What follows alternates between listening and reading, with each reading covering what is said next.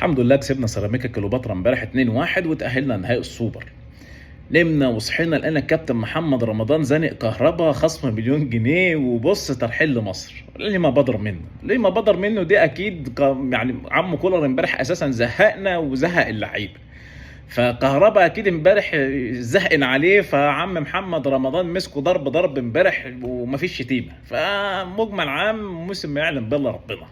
احنا امبارح ربنا كرمنا وجابنا جون قدام سيراميكا كليوباترا اول 11 ثانيه، وقلنا بس الاهلي فايق والاهلي هيبقى حلو النهارده، رغم ان التشكيل يعني كان فيه دربكه، ما انتش عارف مين بيلعب فين ومين اللي بيلعب اساسا جوه في ارض الملعب. لكن مجمل عام جابنا جون، وامام عاشور ضيع واحده بعدها في العارضه، وعينك ما تشوف الا النور. سيراميكا كليوباترا بص نزل بالارضيات والبراويز وكل حاجه امبارح في الملعب، فسيطر على الملعب بالطول بالعرض وضيعوا كذا فرصه وكانوا اقرب وتعادلوا، وطلعنا الشوط الاول يعني حبايب.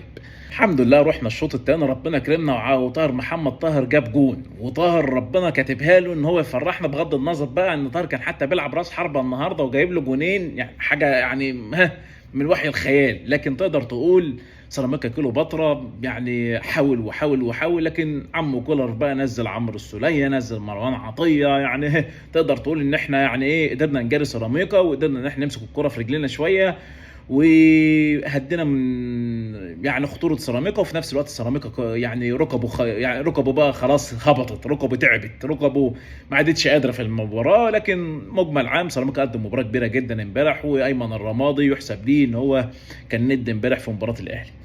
لكن تقدر تقول لعبتنا امبارح، يعني احنا لو هنروح نلعب الزمالك يوم الخميس وهتحط التشكيل، تحط مثلا وسام ابو علي وبيرسيتاو ومعاه حسين الشحات، وفي نص الملعب مثلا امام عاشور ومروان واكرم توفيق وعمر كمال عبد واحد ورامي ربيعه واشرف داري ومعاه يحيى عدوة الله ومعاه محمد هاني، انت تخاف من المستوى الفني بتاعهم، تبقى مقلق من اللعيبه دي وهي بتلعب مباراه الزمالك.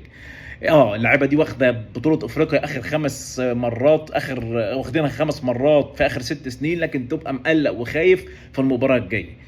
فالزمالك بيكسب مباراه بعد مباراه بيجي له ثقه. نعم الزمالك امبارح كان عنده حاله انفلات بره الملعب وجوه الملعب، وشفنا لقطه يعني بتاعت مصطفى شلبي امبارح حاجه تخزي، حاجه بص تكسف.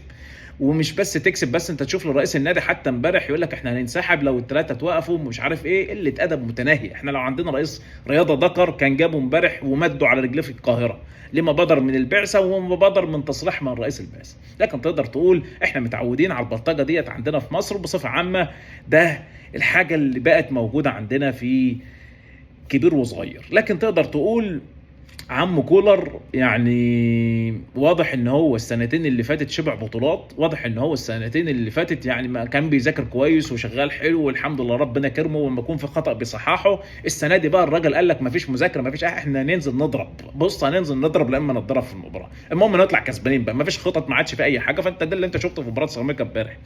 يعني مش شايف طاهر محمد طاهر بيلعب مهاجم، جاب جونين، بس يعني ايه الحكمه؟ ايه الحكمه ان طاهر محمد طاهر يلعب امبارح مهاجم؟ والله بص يعني الحمد لله ربنا كرمنا، الحمد لله ربنا كرمنا وفوزنا امبارح على سيراميكا كليوباترا ورايحين للزمالك. يا رب كرمنا وفوق عم كولر. عم كولر عايز يتقعد مع محمد رمضان، كابتن محمد رمضان يقعد معاه بقى يزنقوا زنقه زي بتاع الكهرباء كده. المهم نشوف حل، لان احنا لو فضلنا كده هنخسر البطوله الثانيه على التوالي. اي نعم احنا كل موسم بنبتدي وحش، بقالنا يجي 2-3، لكن بعدها بص بنفرم اي فريق. بس انت الوضع السنه دي مختلف، خسرت قدام الزمالك راح تلعب السوبر تاني، فانت ما عندكش رفاهيه ان انت تخسر بطولتين ومباراتين تاني قدام الزمالك. ربنا يكرمنا ان شاء الله ويوفقنا كده على مباراه يوم الخميس، واللاعيبه كده حالها ينصلح وعم كولر يفوق. نتمنى ان شاء الله ترجع الانتصارات.